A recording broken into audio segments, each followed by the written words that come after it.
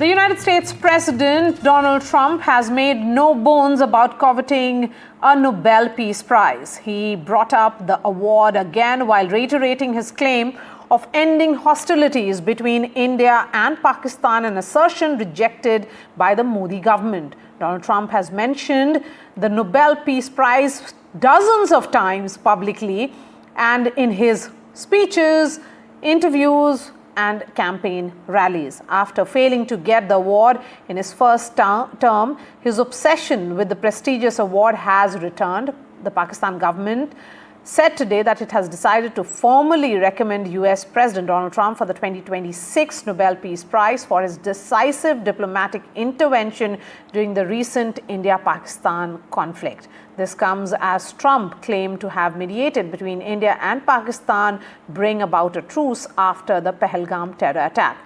Trump, in fact, lamented that he won't get a Nobel Peace Prize for stopping the war between India and Pakistan or for his efforts in the Russia-Ukraine and Israel-Iran conflicts. But the question is, why does Trump desire the Nobel Peace Prize so strongly?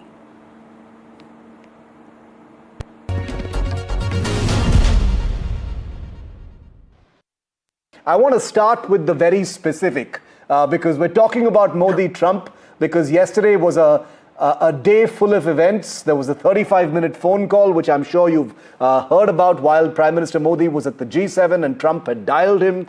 Shortly thereafter, there was a lunch that the US president held for Pakistan's army chief. But I want to ask you first about that lunch for the Pakistan army chief, that came yesterday and became a huge talking point.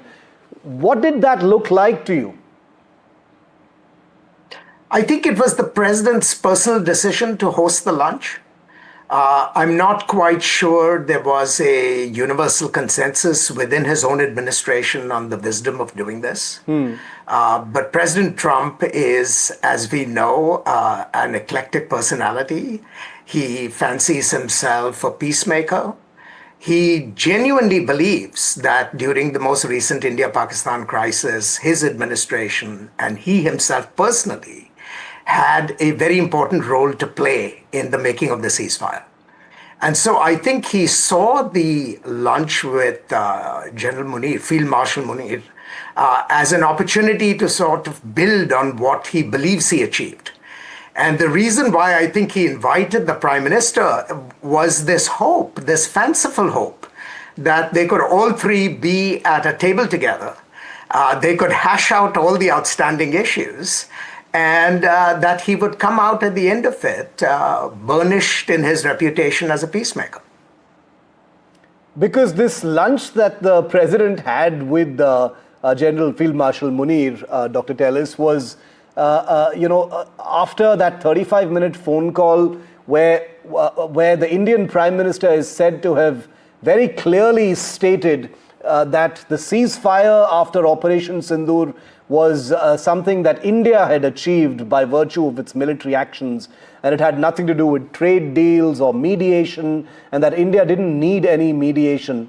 And a short while thereafter, you saw Trump pretty much owning that ceasefire once again and saying, this was all me. What did you think of that? Again, brand Trump signature. This is the world of Trump. This is how he operates. I think this is in many ways vintage President Trump, right? I think the Prime Minister made a very compelling argument, and I think the diplomatic record will bear that out, that a substantial element of the success of the ceasefire were the back-channel conversations between the Indian government through its military officials and the Pakistani government through Pakistani military officials. The US did play a role. Certainly, I think Secretary Rubio was a very, very useful interlocutor to both sides. But for us to claim credit that this was somehow magically, our contribution, I think exaggerates our role. But, you can't keep a good man down, and you can't keep President Trump from his very strongly held beliefs about his own role in the matter. So I think even though the Prime Minister really attempted to walk him through the sequence of events, I'm not sure it is going to have a lasting impact. So the question that I wish to ask on the show tonight, why is Donald Trump so desperate for a Nobel? And the question is, why does he desire this so strongly? Dr. Brahma Chelani, strategic affairs expert, he joins me live. We also have Robert Moran. He is an author and a partner at Brunswick Group. He joins me from Washington, D.C. Mr. Moran, let me begin with you. Why is the U.S. president seeking a validation for what he claims he has done? Well, I think there's a couple of things here. I think the first thing is that the president has always been opposed to military conflict. He's spoken about this for years. It's been part of his platform, ending conflicts. And so this is something he cares deeply about. I think the second thing is, yes, he's talked about receiving the Nobel Prize or hoping to receive the Nobel Prize for a very long time. So it's clear that this is something he wants. And I think it's probably something that many presidents would want to burnish their reputation. I think that's fairly obvious. The last point I would make, though, is that I think the jury is still very much out on all of this. You know, if you look at presidents that have received the Nobel Prize, they have historically been the key person in ending a major conflict. And so you had Theodore Roosevelt end the Russian-Japanese War, or help to end the Russian-Japanese War.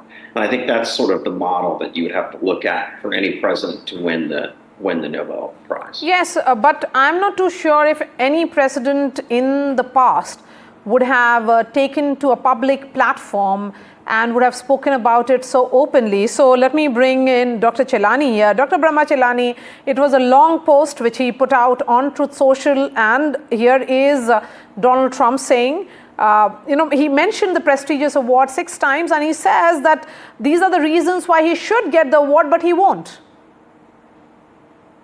Well, that's Trump at his narcissistic best.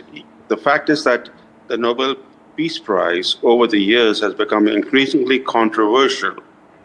It is more about geopolitics than about peace. This award has been given even to those who scuttled peace rather than promoted peace. For example, Henry Kissinger, who initiated the carpet bombing of Laos and Cambodia.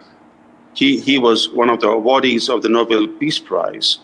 And President Barack Obama got it after he had been in office only for 8.5 months. But then we have other recipients of the Nobel Peace Prize, like, for example, the current interim leader of Bangladesh, Muhammad Yunus, who has presided over rampant human rights abuses since he took office last year. He is helping the Islamists radicalize Bangladeshi society. So given the controversies that have surrounded the Nobel Peace Prize, given the fact that this prize is more about geopolitics than about anything else, in that sense, President Trump would be a perfect awardee because he will live up to the tradition of the Nobel Peace Prize as being very controversial and being given to undeserving candidates. So you are saying that he is undeserving, but you also say, I mean, there's a lot of humor in it and sarcasm, Dr. Chelani, that here is Donald Trump who's claiming that he should be given the Nobel Prize. But, there are also that views. I mean, he's claiming that he stopped the India-Pakistan conflict, but India refuses to accept his role because he had none. Well, Trump, everybody knows, likes to brag, and he brags about everything. He exaggerates even everyday events. So it's not a surprise that he boasts that he played a central role in bringing about an India-Pakistan ceasefire. The issue is that the India-Pakistan problems have not ended, that India might still strike Pakistan again if Pakistan continues to cling to cross-border terrorism. So even if you take what Trump says at face value, the fact is that he hasn't brought about peace between India and Pakistan. He has only angered the Indians further through his repeated posts, his claims that he played a key role in brokering a ceasefire between India and Pakistan. But the Nobel Peace Prize is a prize that goes to anybody who who who actually plays no role in promoting peace. If you look at, except for this year's award, this year's Nobel Peace Prize was an exception. It went to a Japanese group that works with survivors of the atomic bombings of 1945. And I think the reason why the Nobel Peace Prize Committee in Oslo gave it to this Japanese NGO is because they realize, they admit that this Peace Prize has become so controversial that it's lost its value. So this year they tried to rectify, but it's come a bit late. And it's not a surprise that Trump, for example, is publicly seeking to get this prize. Even if he does get the prize, he will live up to the traditions of this prize. As I said, it's a prize that comes with controversy. It's a prize not about peace. It's about warmongering. In fact, Trump, look at the irony of it. At a time when he's threatening to actually bomb Iran, he's already aiding the Israeli war against Iran, and he's threatening to actually bomb Iran. At that time, he is seeking the Nobel Peace Prize. It tells you a lot about the Nobel Peace Prize. Yes, so, here is the US administration, Mr. Moran, which, of course, is backing the desire of its president. And they understand that there has to be a massive lobbying which has to be done. And US president's obsession, Donald Trump's obsession, perhaps begins when in 2009, within months of his presidency, Barack Obama won the Nobel Peace Prize. So is he competing with Barack? Well, I think that's speculative, but I think that as the other guest noted, the Nobel Peace Prize is not without controversy in the United States. When President Obama received it very early in his presidency, many voices asked sort of why, after not very many months in office, would he receive that? And so I think it was perceived to be at least somewhat impacted by politics and political views. And I think the jury is still out on all of this. As even the president admits, he thinks it's unlikely he would receive the Nobel Peace Prize given his unpopularity outside of the United States. So I think there's that to be played. But we'll see. I mean, we have a number of conflicts that he could play a role in working to reduce or end. And his presidency is still very young. But, Mr. Moran, the question really is, does he really deserve it? Because let's not forget that in all these conflicts, Donald Trump has actually aligned America with the aggressors. Well, my point is that the jury is still out. I view this situation as very preliminary. We would, in my view, the best example of someone worthy of this is President Roosevelt helping to end the U.S. or the Russian-Japanese war. And so I think that it would have to be on something like that, a scale like that, for him to be worthy of it. And I don't think we're there yet. Okay. And so you also feel that we're not there yet? But then Pakistanis and you had Field Marshal Asim Munir himself nominating Donald Trump for the Peace Prize, Dr. Brahmachalani. How should that be read? The next support could come from even the Chinese.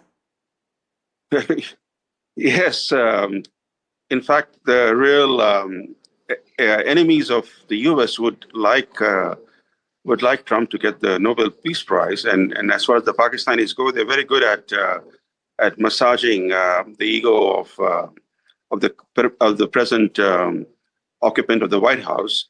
The Pakistanis first struck a deal with the Trump family firm, the crypto firm known as World Liberty Financial. They did that a few days after the Pahalgam massacre in India, and that really paid off.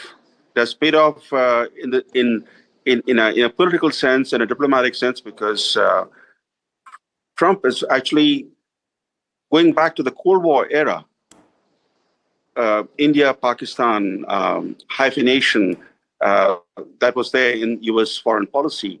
And in fact, the way he has been saying in public a couple of days ago, he said, "I love Pakistan," really goes to show how Pakistan has played its cards well. It has understood the weak spots of Trump. It has understood the way to buy favor with the Trump White House is through investments in cryptocurrency. They did all that, and now they're massaging his ego by nominating him for the Nobel Peace Prize.